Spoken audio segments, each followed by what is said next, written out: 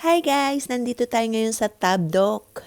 Ayan dito sa Villeneuve Le Magolon. Tara na, pasok na tayo. Ayan, makikita nyo maraming display na wine bago ka pumasok sa loob ng restaurant. Ayan, marami kang pagpipilian. And let's go inside. Ayan na ang mga menu para sa ating drinks. Aking pinili ang non-alcohol beverage. Ito ang napili ko, ang Cascade, ang juice ng lemon at orange. Ayan, meron din ng syrup ng grenadine at lemonade. Ayan, pareho kami ng in-order ng aking anak. Eat all you can nga pala dito. Pera lang ang drinks.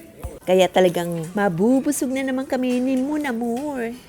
Ang masarap dito is marami kang pagpipili ang seafoods. Ayan, makikita nyo may hipon, oyster, crabs, meron din salmon at calamares. Dahil sa dami ng pagpipilian, hindi ko na alam kung ano ang kukuhanin ko at uunahin ko. Ayan, sobrang napakaraming pagpipilian at bawat putahe ay nakakaengganyo mula sa iba't ibang klaseng ulam hanggang sa mga sariwa at masasarap na seafoods. Oh, so yummy talaga! Ayan hindi ko malaman kung saan ako magsisimula dahil lahat ay mukhang masasarap at bagong luto.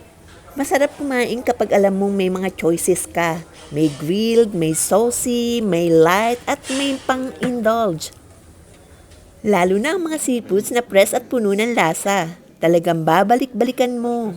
Hindi lang ito basta kainan kundi isang food experience na mas lalong sumasarap kapag sinasaluhan ng tawanan at kwentuhan. Ayan, di mo mapigilan bumalik-balik kapag naubos mo na yung nasa pinggan mo dahil talagang unlimited ang pagkain. Ayan ayan dito naman tayo ngayon. Kailangan lahat matikman natin para sulit ang ating binayad. O diba, ayan si Munamur. Enjoy na enjoy sa pagkuha ng kanyang pagkain. At syempre ako rin. Ayan, wala akong itulak kabigin dahil halos lahat is masasarap. Kaya tingin pa lang ay busog na ako. Ayan, ito naman yung mga cold cuts, iba't ibang klase. Ito ay gawa sa mga pork. Ayan. Okay, ito muna ang ating kukunin. Ayan, tikman muna natin ito. Ayan, syempre, kumuha na naman ako ng seafoods at ang seaweeds talagang napakasarap. Kaya't binalik-balikan ko talaga. Siyempre, dahil one to sawa is talagang kinuha ko yung talagang mga paborito ko. At in fairness, ang sarap ng drinks nila. Kahit walang alcohol, ay talagang mag-i-enjoy ka. Okay, dahil tapos na tayo sa ating pika-pika, dito naman tayo sa ating meal. Ayan, magpapaluto ako ng lobster. Ayan, pinasamahan ko ng persil para mas lalong malasa.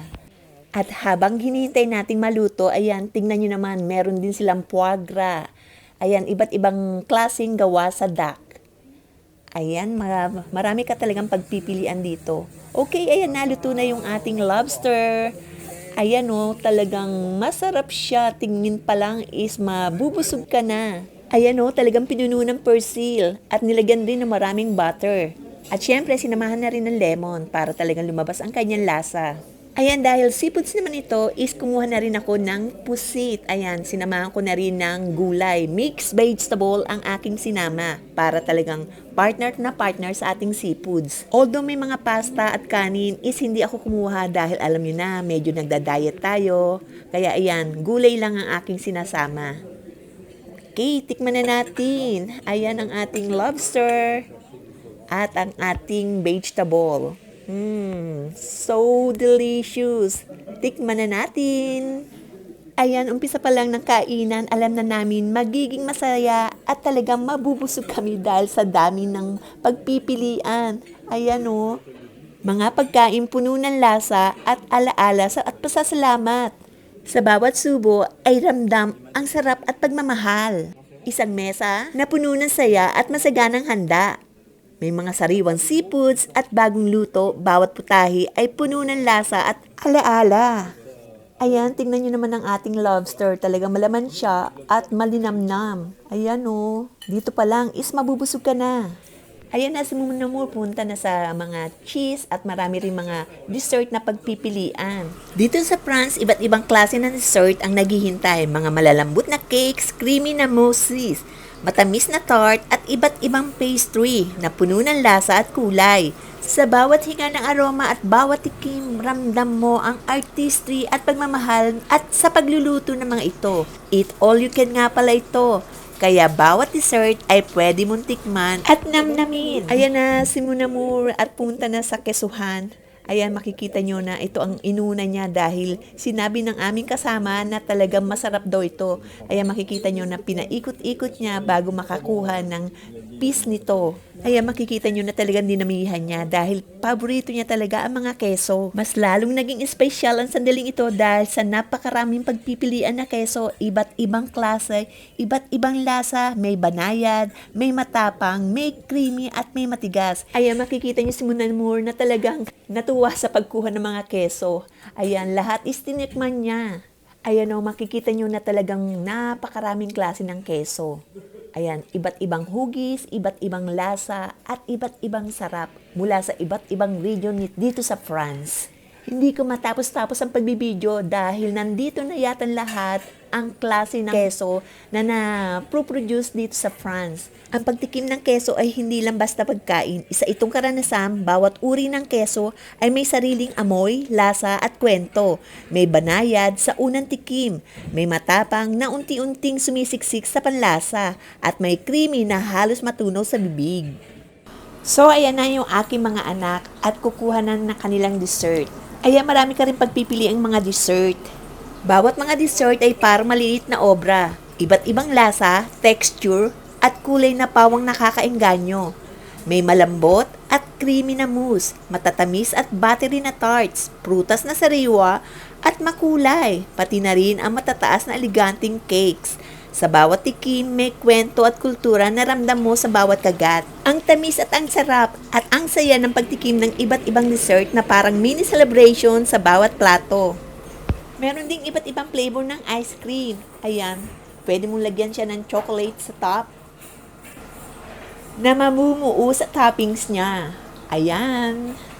Diba, ang sarap? Ayan, ang sarap ng fountain ng mga dark chocolate at white chocolate. Pwede mo siyang itopping sa anumang klase ng dessert na kukunin mo. Meron ding strawberry syrup kung kukuha ka ng yogurt or cream cheese. Ayan, masarap na pan-toppings. Ito ang isa sa mga nagustuhan ko, ang creme brulee. Ayan, para siyang leche flan na may toppings na caramel sa ibabaw. Ayan na si Muna Moore at kumuha na rin ng napakaraming dessert kahit hindi siya pwede, tinikman niya lahat. Of course, hindi niya rin pinalagpas ang chocolate fountain. Ayan, binusan niya ng chocolate ang kanyang nakuhang ice cream. Katakam-takam talaga. Yummy, Muna Moore. Ayan, let's take naman ang aking dessert. Ayan, ang ating creamy fromage. Ayan, meron siyang topping na strawberry at nilagyan ko rin ng melted chocolate. Dahil napakasarap at nakakaakit tignan. Ayan, kumuha rin ako ng ice cream. Ayan, di ba?